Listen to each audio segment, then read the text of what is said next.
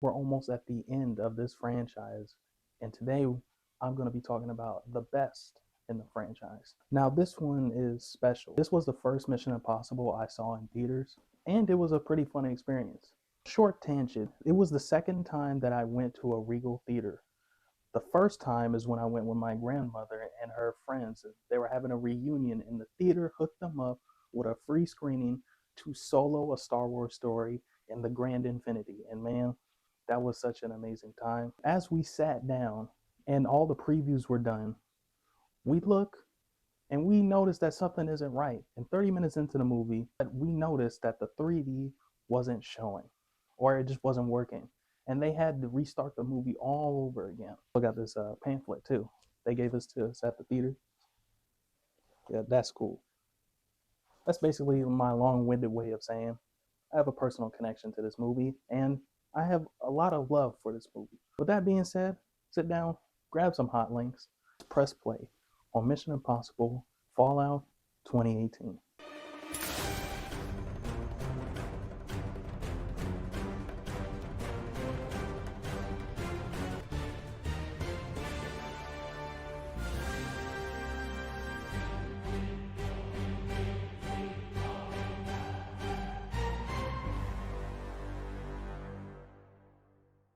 Can we just say that has to be one of the best opening scenes in Mission Impossible other than Mission Impossible 3? Now, we start off this movie with Ethan's greatest fear, and that's the people in his life paying for the sins of his past. And I love how it brings back the consequences of the last movies, because if you are Ethan, this life does not give you peace or stable relationships. Even when they wipe Julia's records, basically making her a ghost, there will always be someone that will find her. And that's something that Ethan thinks about on a daily basis. That Ethan is tasked with retrieving the 3 plutonium cores. And it goes south because Ethan chooses to save Luthor. And because of that, the cores are out in the wind. Angela Bassett's character, Sloane, sends in Agent Walker, played by Henry Cavill, to work with Ethan to retrieve the plutonium. But twist, it's revealed that Walker has been working for Lane this whole time.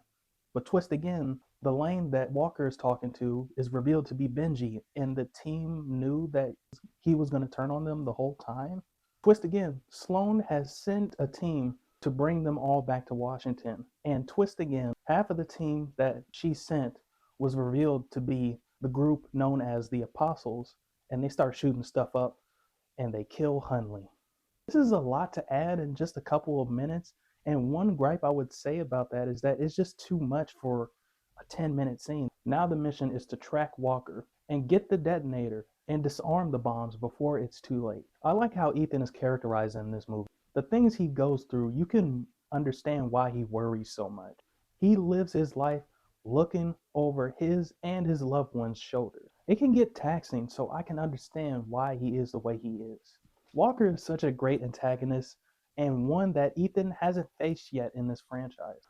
Henry Cavill not only brings a ruthless aggression, but also a snarky charm to this character. He takes us to the package. People actually fall for this shit. I know you don't want me on this detail. But let's face it, if you'd made the hard choice in Berlin, I wouldn't be here.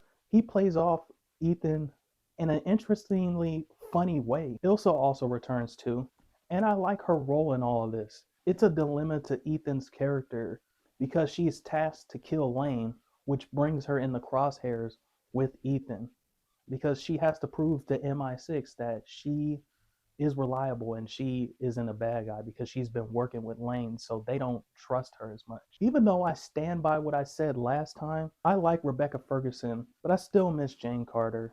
She was such a badass, so she will still be missed. Benji and Luthor are about the same in this movie, but hey, they don't need to change. They are the heart and soul of this franchise, so they don't need to do anything simple like a character arcs. They're Benji and Luthor, and that's all they need to be. I know it seems like I'm joking, but I'm very serious. One glaring person that was missed in this movie is Agent Brandt.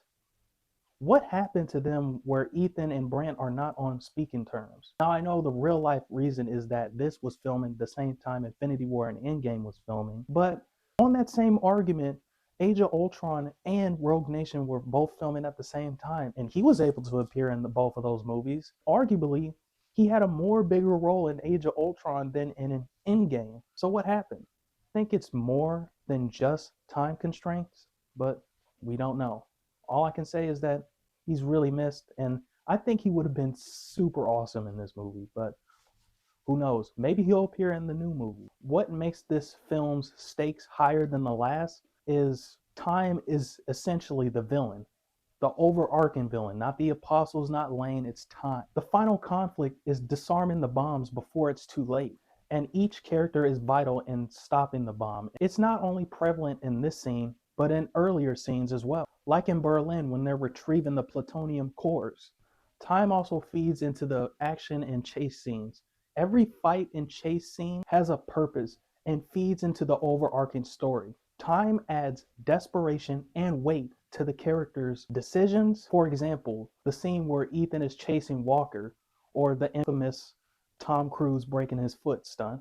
It's a desperate attempt to stop Judgment Day before it even happens. And since we're on the topic of Tom Cruise stunts, can we talk about that base jump?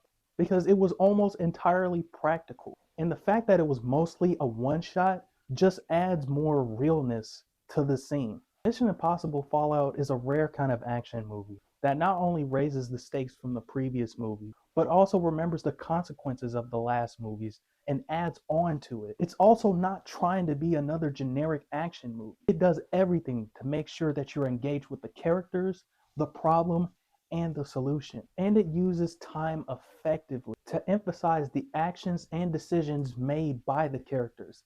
Time is the villain, and that's the thing that we are trying to fight against. This is a movie I can rewatch no matter the day, no matter the hour. That is why I give this movie a 9.5 out of 10. If you've been keeping up week to week, I sincerely appreciate you. If you're watching this in the future, how are you? Is the future fun?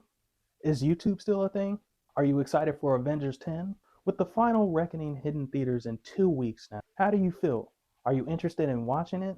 Or are you like me, saddened that this franchise is finally coming to an end? Who knows? Until he's 80, he's going to be doing some sort of action movie. So who knows? Maybe he's coming back.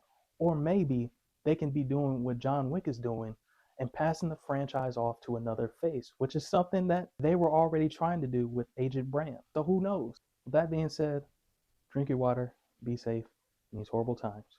Whipping the hat. That was too much.